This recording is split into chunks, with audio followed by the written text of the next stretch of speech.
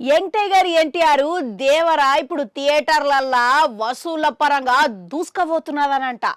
అయితే మొదటి రోజుగానే ఈ రికార్డు చూస్తుంటే అంచనాలందరికీ అంతకంతకు రెట్టింపు అవుతున్నాయంట.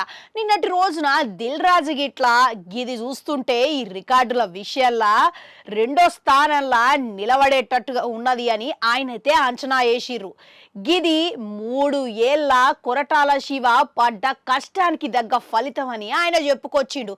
మళ్ళా ఈ వేదికలనే మన కళ్యాణ్ రామ్ గిట్లా ఆయన ఆనందం వ్యక్తం చేసిండు. ఇక రచయిత రామజోగయ్య శాస్త్రి గిట్లా మాట్లాడుకుంటా ఎవరి పనాలు చేసుకుంటే మంచిగా ఉంటది అని అనుకుంటా ఆయన వ్యాఖ్యానించిండు. అయితే ప్రస్తుతం ఈ వ్యాఖ్యలు నెట్టింట కాకబుట్టిస్తున్నాయంట. ఇక దీనికి గాను మెగాస్టారు అభిమానులు పలు రకాలుగా కౌంటర్లు ఇసిరేస్తున్నారంట.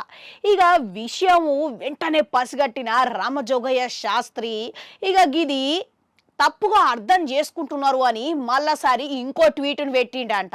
ఇక దాంట్లో ఆయన ఏమంటున్నాడంటే, ఓరి నాయనో గిది ఏడికి పోతున్నదో శివగారు, మీరు నా సాంకేతిక నిపుణులకు పూర్తిగా స్వేచ్ఛనిచ్చి పనిచేయించిర్రు. ఇక అదే అన్నగాని మరొక అర్థం అయితే దీంట్లో లేదు. విపరీతమైన పెడార్థాలు తీయొద్దని మనవి చేసుకుంటున్నా అని స్పష్టతనైతే ఇచ్చిండట. మళ్ళా దీనికి గాను ఇప్పుడు గతంలో చూసుకుంటే దేవరా ప్రచారంలో భాగంగానే మన కొరటాల శివ గిట్లా ఎవ్వరి పని వాళ్ళు చేసుకుంటే ప్రపంచం అంతా ప్రశాంతంగా ఉంటది అని ఆయన చెప్పుకొచ్చిండు.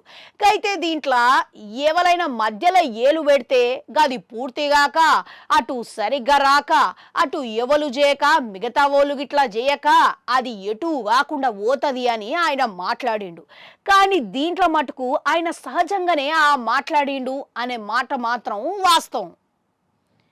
ఆయన ఎవరిని ఉద్దేశించి మాత్రం మాట్లాడలేదంట.